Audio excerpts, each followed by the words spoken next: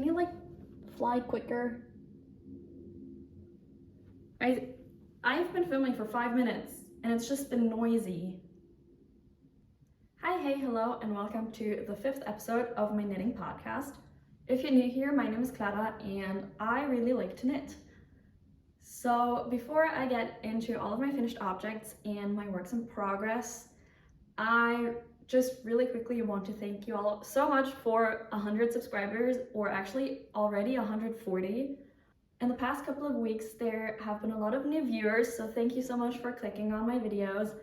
I hope you have a great time, and I'm excited to bring you more videos and hope that they entertain you. So once again, thank you so much for subscribing, and let's get into my finished objects. So usually I film these podcasts about once a month, but last month I didn't really have enough to show you, so this is gonna span kind of the last 6 or 7 weeks of making. My first finished object is this Ariadne Cardigan by Elisabetta Seron. This is a free pattern on Ravelry.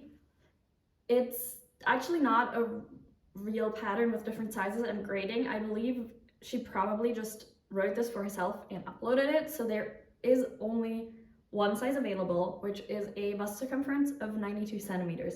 So if you think this is cute, do keep this in mind that there's only that one size. Luckily for me, that size fits me perfectly, and I love the way this sits on me. So I actually have a longer vlog, kind of 기록하다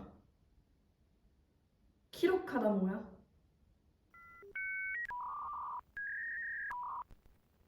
Documenting. I actually have vlogs for all the finished objects that I have to show here today. So if you're interested in the process of making these, I will link those up in the info box and down in the description below. But this cardigan I made out of the yarn that I salvaged from an old project that I unraveled. So I used Drops Lima in the color dark gray, and then I held that together with one strand of Drops Kid Silk in gray, which made quite a chunky, warm cardigan, which I've been getting surprisingly much wear out of. So I thought this would be one of those projects that's just gonna stay in my closet until fall hits. But where I live, it's been surprisingly cold, so I've actually been just throwing this on a bunch. This is great, really, to just mindlessly put on when it gets a little bit chilly in the evenings. So this is great, it's really cozy.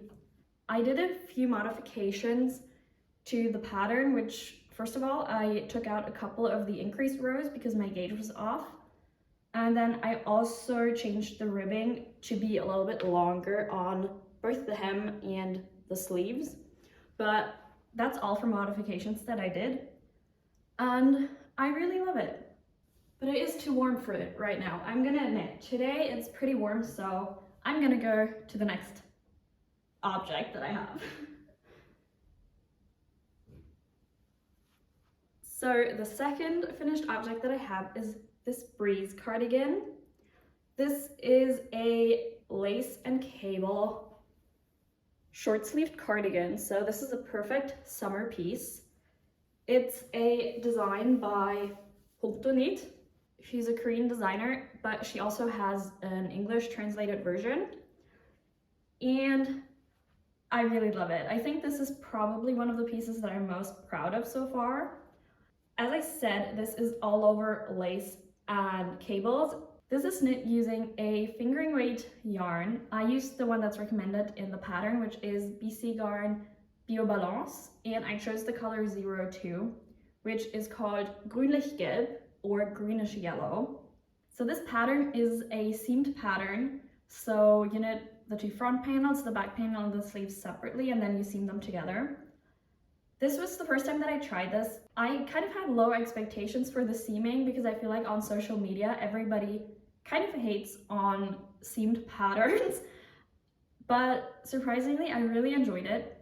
So for me personally, I really liked the feeling of getting to cast on something new. every couple of days because it's really quick to just knit one panel. I also think it's really great to take with you, so you don't have to carry an entire cardigan with you, but only one panel. And I also really didn't mind the seaming because I like patterns where you have a lot of different techniques, so getting to seam something instead of just always knitting actually was kind of fun for me. I also think that this is a really great fit because so far with all my top-down cardigans, I usually have a lot of excess fabric here, and with this seamed pattern, I really don't have that problem at all, so I really like this, and I think I'm gonna knit more seamed patterns in the future now. I only did one small modification for this pattern, which is that I added 3 pattern repeats just to have a slightly longer fit. I will say that this pattern repeat is really easy to memorize. So even though it looks very intricate and difficult, you can, or at least I could, memorize the repeat fairly quickly and then just knit without having to look at the chart all the time, which was great. So I would say it's definitely simpler to knit than it looks, which I love. There's pieces that just look super fancy and intricate, but they're actually really simple to make. One last thing that I do want to mention is that I knit this off gauge. I used 3mm needles, which according to my gauge swatch should have been correct, but I think I started knitting tighter once I got more comfortable with the pattern.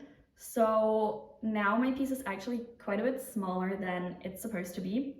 I checked, and the measurement that the pattern gives you is 94 centimeters. In my cardigan is 85 centimeters, so it is significantly smaller, but I think this actually is a perfect fit. I honestly don't know if it looks good layered over this white t-shirt as I'm showing you right now, but if you would like to see more pictures, you can head over to my Instagram.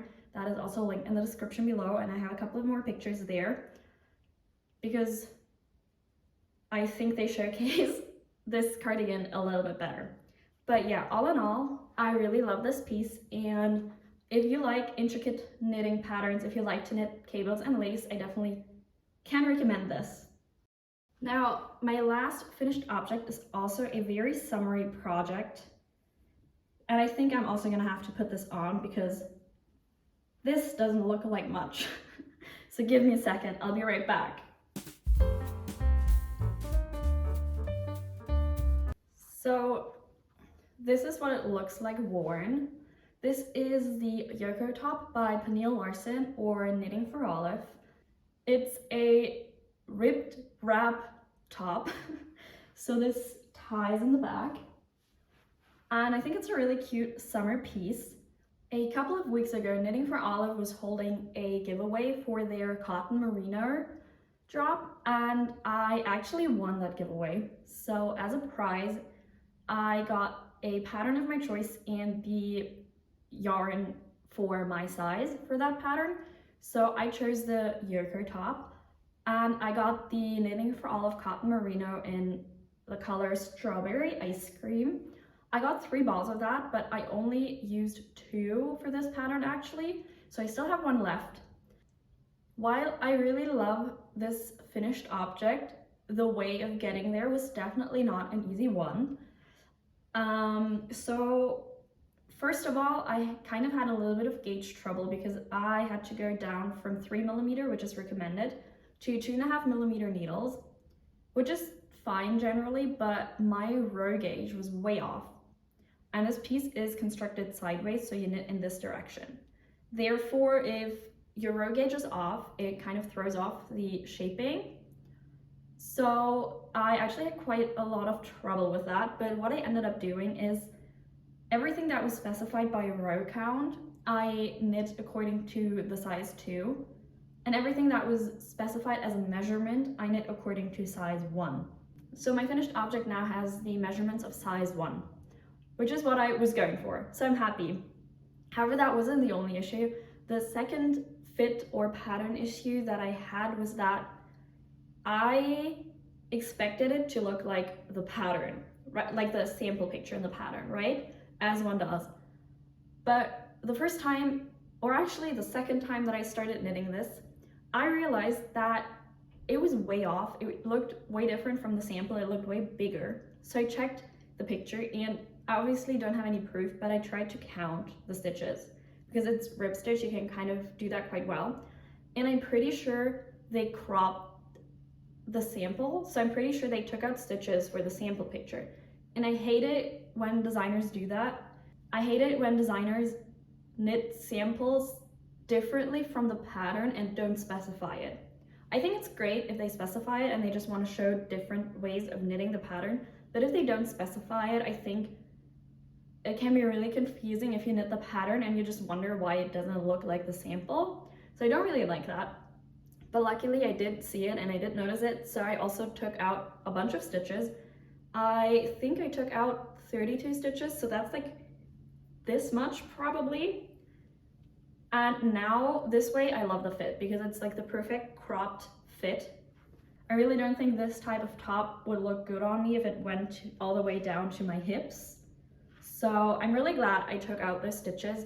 And as I said earlier, this also decreased the yarn amount that I needed. So this was done using just under 2 balls of the Knitting for Olive. So if you just have kind of scraps lying around, this might be a good stash busting project. I did do one last slight modification based off of pictures that I saw in the Ravelry projects page, and that is that I crossed the straps in the back. I thought that looked really cute and I think it gives a slightly better fit for me here.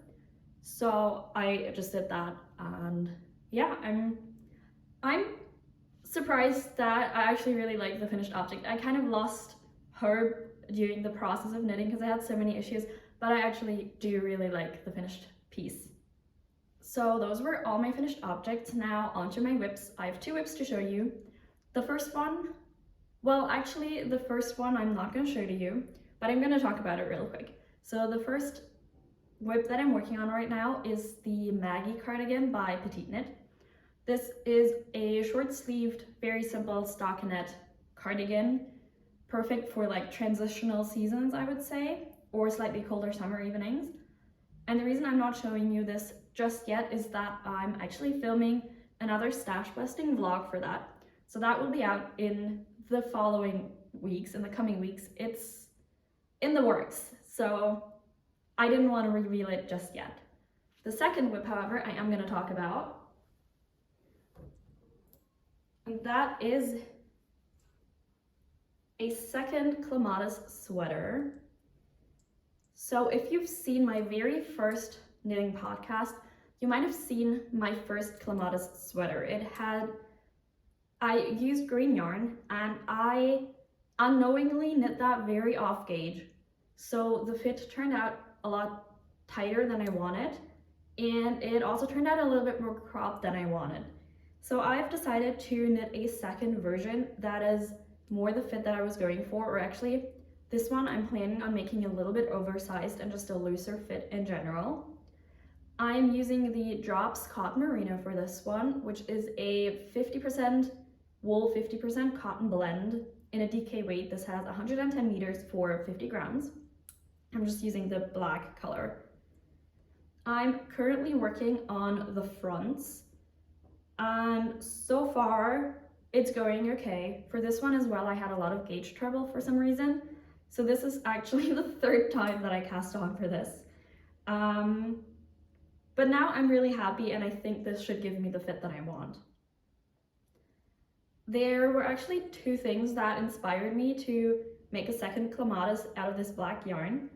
So firstly, I saw a version by, I believe, Wool Studio, and she made a dark gray navy colored one, and I really like the darker colorway.